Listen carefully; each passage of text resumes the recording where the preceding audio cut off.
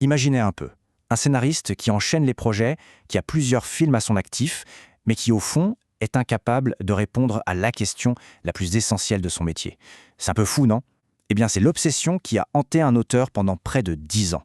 Une question toute simple, mais incroyablement difficile à attraper. Qu'est-ce qu'une histoire? Voilà, c'est tout. 3 mots. On dirait une question de philo pour débutants, mais pour un scénariste, c'est la base de tout. Et pourtant, pendant presque une décennie, cette question est restée là, sans réponse, un grand vide au cœur même de sa profession. Faut bien comprendre que ce n'était pas juste une petite interrogation passagère. Non, c'était une véritable énigme. Comment est-ce qu'on peut construire des mondes, donner vie à des personnages, projet après projet, sans même savoir ce qu'est la pierre angulaire de son propre art? C'est assez vertigineux quand on y pense. Alors, pour se rendre compte du truc, entre 2007 et 2020, il a écrit pas moins de 11 scénarios, dont 6 longs métrages qui sont partis en production. C'est énorme. C'est une décennie de travail, de succès même, et malgré tout ça, pendant tout ce temps, il a avancé à tâtons, un peu comme un pilote sans tableau de bord, produisant des histoires sans en comprendre la définition la plus basique. Alors, la question qu'on se pose, c'est comment c'est possible? Comment on fait pour créer sans cette boussole? Eh bien, la réponse, elle tient en un seul mot, l'intuition.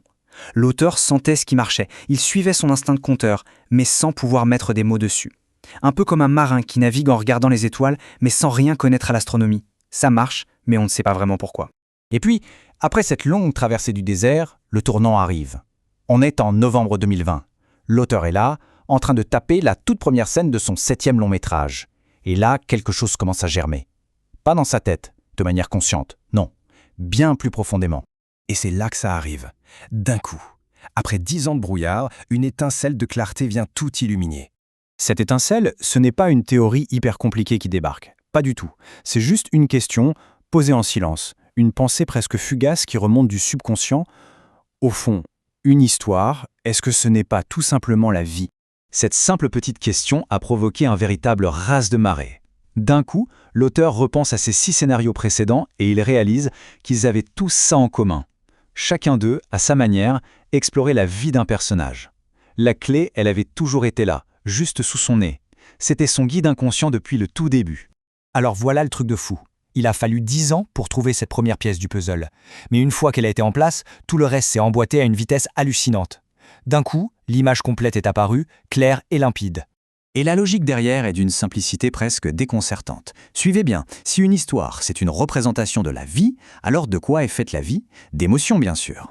Et comment est-ce que les histoires organisent ces émotions pour le public? Eh bien, par le genre. C'est aussi simple que ça. Une comédie, ça organise la joie, le rire. Un thriller, ça organise la peur, le suspense. Le genre, en fait, ce n'est rien d'autre qu'un système pour classer les émotions. Et voilà la formule, le cadre complet. Histoire égale vie, vie égale émotion, émotion égale genre. Ces 4 mots, ensemble, forment la carte qui lui a manqué pendant toutes ces années. Tout est connecté. Mais attention, ce n'est pas juste une jolie théorie pour se faire plaisir. Non, cette découverte a radicalement transformé sa façon de travailler. C'est le passage de l'incertitude à une clarté totale. Le changement le plus net, c'est celui-ci. Avant, le processus d'écriture, c'était le chaos de l'instinct. On avance au feeling, en espérant tomber juste. Après, ça devient un mécanisme clair, intentionnel.